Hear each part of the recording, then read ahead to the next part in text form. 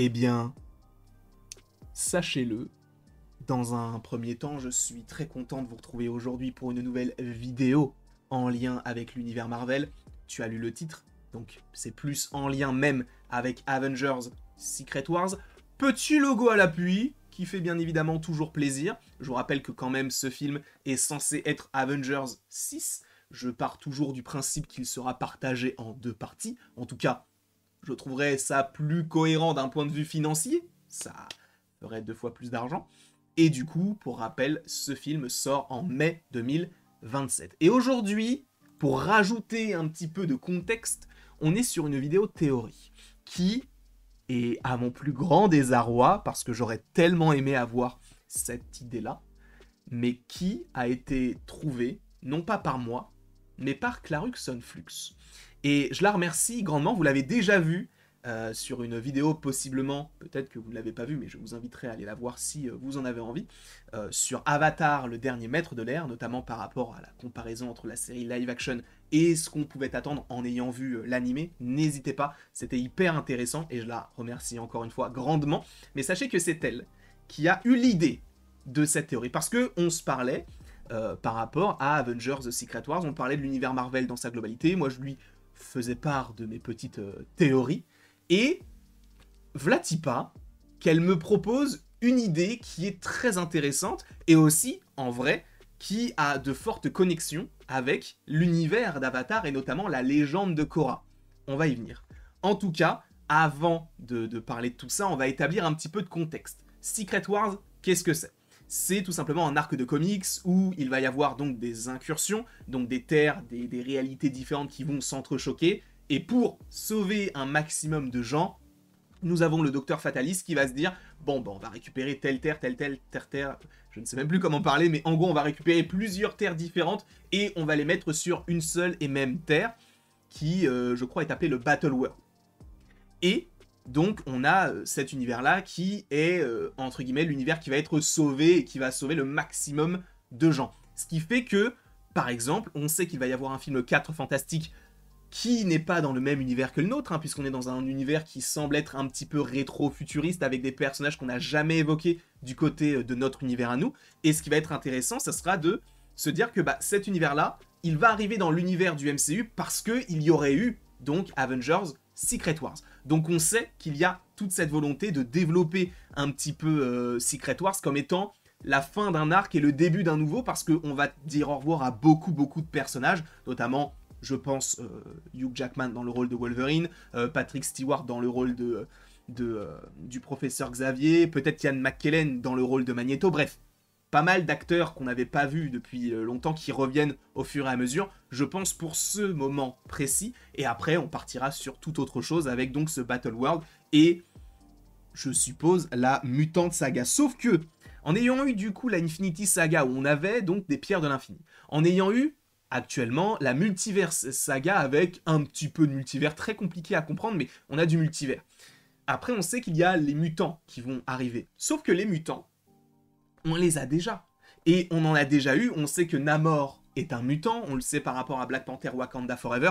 Dans le film, lui-même dit qu'en gros, il est né comme ça, il est né avec ce gène-là, ce gène mutant. On sait que Wanda elle-même, alors pour le coup on ne le sait pas mais on le suppose, quand elle était plus jeune, elle a arrêté l'explosion de l'obus quand ils étaient en Sokovie avec son frère, et c'est ça qui les a sauvés. Finalement, on va comprendre que c'est la pierre de l'esprit qui va lui donner ses pouvoirs, sauf que est-ce qu'elle en avait pas déjà avant ? Ce sont des questionnements qu'on peut avoir. En revanche, là où c'est quasiment sûr par rapport à cette projection d'énergie, et on reviendra par rapport à ce principe-là, ce serait que Miss Marvel, du coup, elle avait déjà des pouvoirs, hein, c'est ce que lui dit Bruno à la fin du film, enfin à la fin de la série, en tout cas à la fin du dernier épisode donc de la saison 1 de Miss Marvel, il lui dit, en fait, j'ai analysé ton ADN en gros, et j'ai vu que t'avais un gène mutant.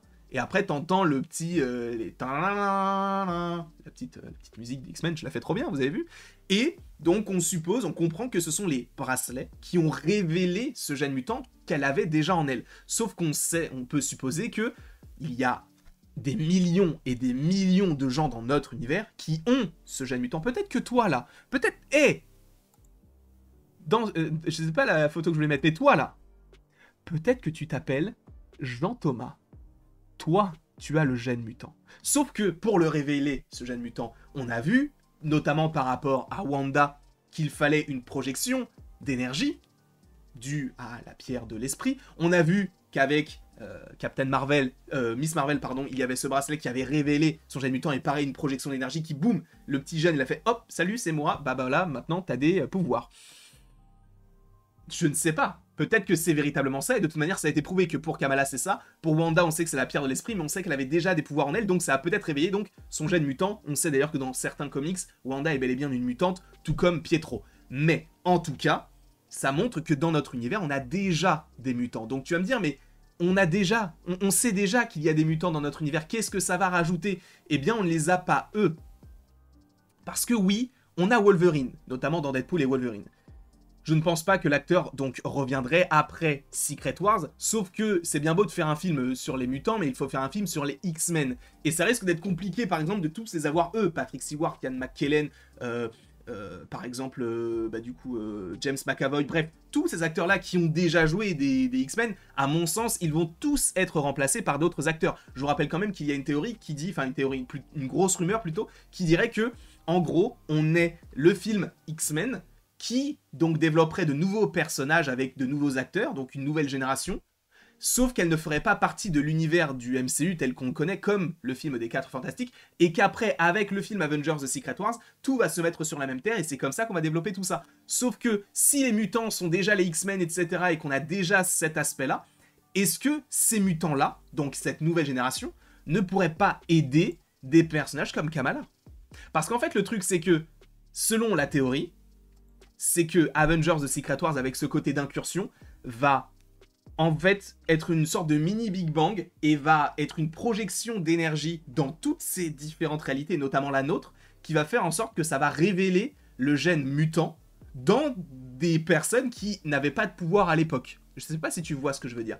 Par exemple, à titre de comparaison, pour revenir sur Avatar, le dernier maître de l'air, par exemple, est-ce que vous avez vu la légende de Korra? Dans la légende de Korra, on t'explique qu'il y a de nouveaux maîtres de l'air parce qu'il y a eu un événement, sans trop vous spoiler, dans la saison 2 ou la saison 3, je sais plus, je crois que c'est la saison 2, on a eu un événement qui a fait que ça a révélé, entre guillemets, un gène chez certaines personnes qui ont fait qu'aujourd'hui, il y a des maîtres de l'air.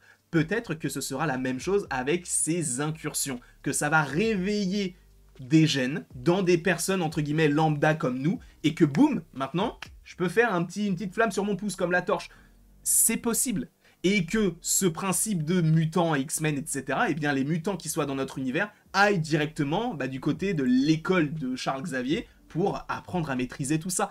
Et parce qu'en fait, le truc, c'est que aujourd'hui, tu me dis que tel personnage est un mutant et tel personnage est un Avengers ou un des pouvoirs particuliers, comment est-ce que tu ferais la différence? Eh bien, par rapport au gène. Sauf que, si tu n'as que 2-3 persos qui se révèlent comme ça, ce n'est pas forcément très intéressant. Autant qu'il y ait des millions de personnes, et que, justement, il y ait ce débat de qui sont les mutants, qui sont les humains, est-ce qu'on les accepte ou non? Évidemment que oui, hein, c'est tout le principe du film X-Men, mais évidemment, il y a des extrêmes dans tout. Il y a William Stryker qui, lui, par exemple, veut anéantir, en tout cas dans le film, X-Men 2, la critique est déjà sortie, mais qui veut anéantir tous les mutants qui existent sur Terre. De l'autre côté, Magneto veut anéantir tous les humains pour qu'il n'y ait que des mutants. Et Charles Xavier, lui, il est entre les deux en disant « Mais venez, on vit ensemble ». Et tout cela, tu peux pas le faire avec uniquement 2-3 mutants qui apparaissent dans notre univers. Il faudrait que ce soit quelque chose qui soit mondial. Et donc, si c'est mondial, quoi de mieux que Avengers The Secret Wars, un petit peu à l'image de ce qui a été fait du côté de la légende de Korra.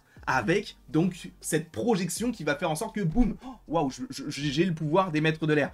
Peut-être qu'ils partiront là-dessus, et que justement, ça crée des discords, parce que certaines personnes vont dire « Non mais attends, t'étais mon mari, là t'as des pouvoirs et en plus, du coup tu utilises tes pouvoirs à des fins malveillantes et tout. » Et du coup ça va créer des divergences, entre guillemets, entre les mutants qui vont évidemment faire peur aux humains pour telle ou telle raison. Les mutants qui, eux, ne veulent pas faire peur aux humains, mais forcément il y aura cet amalgame qui va être fait en disant « Mais toi, même si t'es gentil, t'es un mutant, tu me fais peur. » Il y aura ce truc-là.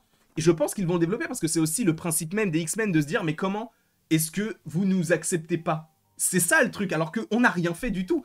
Et ça va être hyper intéressant, je pense, à évoquer. Donc, avec 3-4 persos, Wanda, Miss Marvel, Namor, c'est sympa, mais il faut le faire à une échelle mondiale, et ça peut se faire via ce Big Bang, entre guillemets. Voilà la théorie. Ce serait que les mutants apparaissent après Secret Wars, en tout cas dans notre univers, parce que Secret Wars, les incursions, vont causer le réveil d'énormément de gènes mutants dans notre univers, et donc ça va mener après vers les films X-Men. Je ne sais pas ce que vous en pensez. Personnellement, je trouve que l'idée, elle est géniale. Et là où je suis dégoûté, c'est que je suis dégoûté que ce soit ma copine qui me le dise en me disant mais c'est bon, c'est moi qui dois trouver ça normalement. Mais bien sûr, je la félicite parce que c'est trop bien comme idée et j'espère que ça va se passer comme ça. Et en plus de ça, du côté d'Avatar, le dernier maître de l'air et la légende de Korra, c'est vraiment trop bien expliqué. En tout cas, je vous remercie beaucoup d'avoir été présent devant cette vidéo. Merci encore une fois à Clarkson Flux et n'hésitez pas à aimer, à partager, à commenter, à vous abonner et à la remercier si vous trouvez que l'idée elle est plutôt intéressante. N'hésitez pas à mettre dans les commentaires merci Clarkson Flux. Et après tout ceci, il ne me reste donc plus qu'à vous dire à la prochaine pour la prochaine. Et encore une fois, merci beaucoup à vous. J'aimerais vraiment que ça se passe comme ça.